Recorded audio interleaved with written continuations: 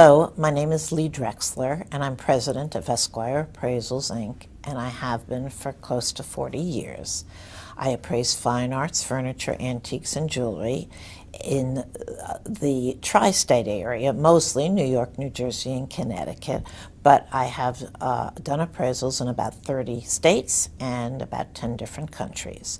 I do appraisals for estate purposes, for matrimonial purposes, for insurance purposes, donation purposes, and I also act as an art consultant.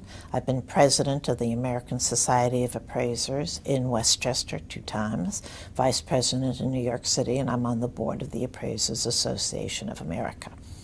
When I do appraisals for estate purposes, I do it for a number of different reasons. The first one is, of course, to help the heirs satisfy the IRS requirements, and I try to help them as much as I can, but always in a careful and sustainable manner for IRS purposes.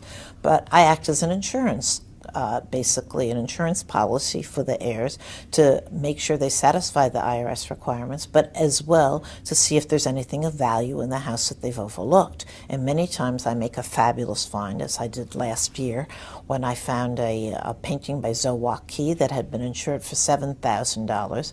I appraised it for $650,000, and about 2 months later it sold for approximately that price at Sotheby's.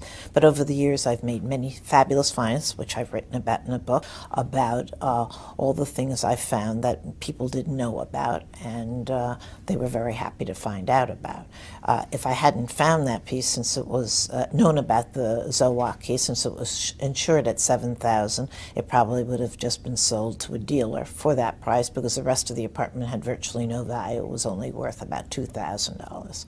For matrimonial purposes, I'll work on one side or the other, but I often work as a neutral appraiser, and I've written an article about this, which is in the Law Journal, and it's on my website, www.esquireappraisals.com, and if you'd like, you can read about that there. When I work for matrimonial purposes, I try to be as sympathetic as possible, because I know it's a very hard thing that my clients are going through, and I try to help them as much as I can. For donation purposes, I satisfy the requirements of the IRS using a qualified appraiser, and I know all the rules of donation since I've been doing this for so many years. I often help my clients find a charity they can donate it to, because it needs to be a charity that will, quote, use it for the use for which it's intended and not sell it. So we need to find a charity that's happy to have it. Schools often are, hospitals, different certain clubs like the National Arts Club that have charity status are very good places to donate to. As well, I do insurance appraisals, helping my client keep their things properly insured.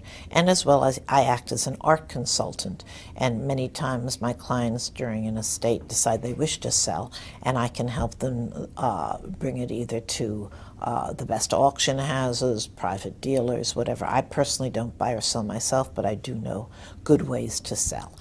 The book I'm writing, Fabulous Finds, is all about my years as an appraiser, but not just my fabulous finds. It's also about some of the really exciting and interesting people I've met during appraisals. The estates, Pavarotti's estate I've done, Ole Cassini, Jim Henson, and it also gives hard facts about how to buy and sell, how not to get cheated buying and